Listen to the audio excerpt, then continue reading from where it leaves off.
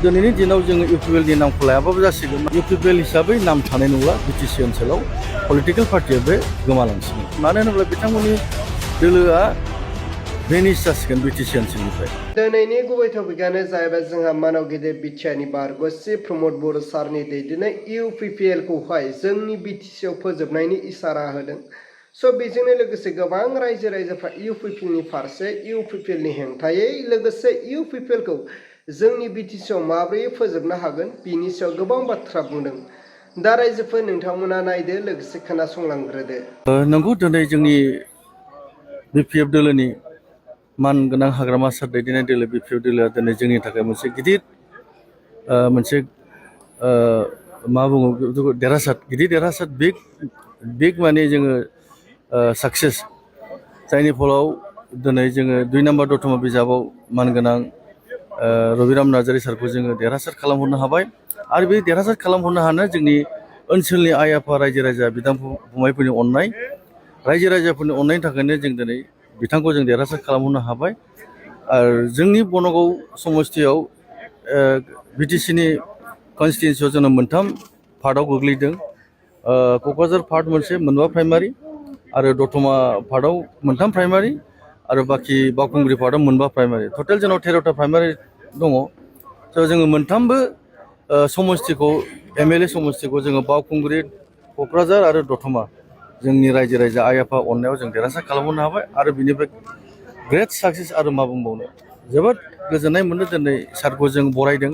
जोङो block committee आरो primary कमिटिजों लोगोसे जेसेबां उइंस दङ पेरेन्ट वुमेन इउथ बिएसइउ बा माइनरिटि सेल जेसेबां जाथि जनगोष्ठि दङ जोंनि समस्थियाव जों सारखौ बरायदों आरो बेनो जोंनि थाखाय मानगोनां हाग्रामा सार दैदेननाय बिपिएफ दोलनि थाखाय गिदिर मोनसे साक्सेस बा गिदिर जोंनि थाखाय देरहासार होननानै जों रायजो राजानि आइ आफा अननायाव जों मोनबाय आरो।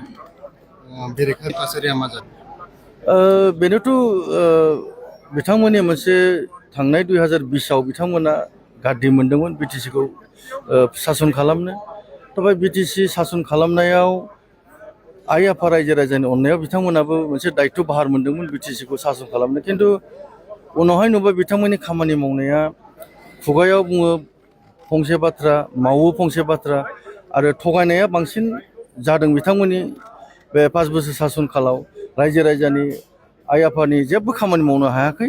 बेनिखायनो थांनाय 2025नि बिटिसि इलेक्सनावबो रायजो राजाया जोंनि बिपिएफ दोलोखौनो जोंनि मानगोनां हाग्रामा सार दैदेननाय दोलोखौनो मोजां मोननानै 28टा सिटआव जोङो 40टायाव 28टा सिटआव जों देरहासार खालामखादों आरो बेनि रिजाल्टखा प्रमद बर' सालायनाय इउपिपिएल दोलोआ जे फेलियर जाबाय थांनाय 5 बोसोराव बेनिफ्राय जोङो 2025आव जोंनि मानगोनां हाग्रामा सार दैदेननाय बिपिएफ दोलोआ 28 जन देरहासार जानानै जों साक्सेस खालामखादों। बेनो रायजो राजानि रिजाल्ट बेनो रायजो राजानि अननाय। गतिके एखे धरनैनो नैबे एबार एमएलए इलेक्सनाव जोङो 11 जनाव जोङो 10 जन देरहासार जानो हाबाय आरो बाहाय बे एमएलएआव इउपिपिएल दोलोआ 0 जादों आरो बेनिफ्राय दिनैनि दिनाव जोङो इउपिपिएलनि नामखौ लायाबाबो जासिगोन। मानो होनोब्ला बिथांमोननि दोलोआ भेनिस जासिगोन बिटिसि ओनसोलनिफ्राय गोमासिगोन आरो बिसोरनियाव साब्रैसो साबासो हयथ' एमसिएलएफोर दङ बिथांमोनाबो जोंनि दोलोआव हाबफैगोन। हयथ' सासे सानैया फैनाय नङा खिन्थु 2 साथामा निस्सय जोंनि दोलोआव हाबफैसिगोन बे क्लियार जानानै दङ आरो इउपिपिएल हिसाबै नाम थानाय नंला बिटिसि ओनसोलाव पलिटिकेल पार्टिया बे गोमालांसिगोन। बे मन्त्रि केबिनेट मिनिस्टार मोननाया हाइकमान्डनिसो खोथा। जोंनि हाइकमान्डआ मा सिद्धान्त लायो सोरनो होयो सोरनो होआ बे सारमोननिसो डिसिसन जागोन।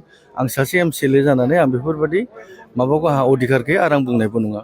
गतिके मन्त्रि मोननाय मोनैया हाइकमान्डनि डिसिसन सोरनो होयो सोरनो होआ। जों कर्मि बिपिएफ दोलोनि जों मावबाय थागोन आरो जों मावलांबाय थागोन। जोंहा मन्त्रि मन्थ्रा मोननायजों जोंहा खोथा गैया खिन्थु जों बिपिएफ दोलोखौ स्ट्रेंथेन दोनलांगोन आरो स्ट्रं जों लाखिलांबाय थागोन। बे जों एस ए कर्मि हिसाबै जों मावलांबाय थागोन।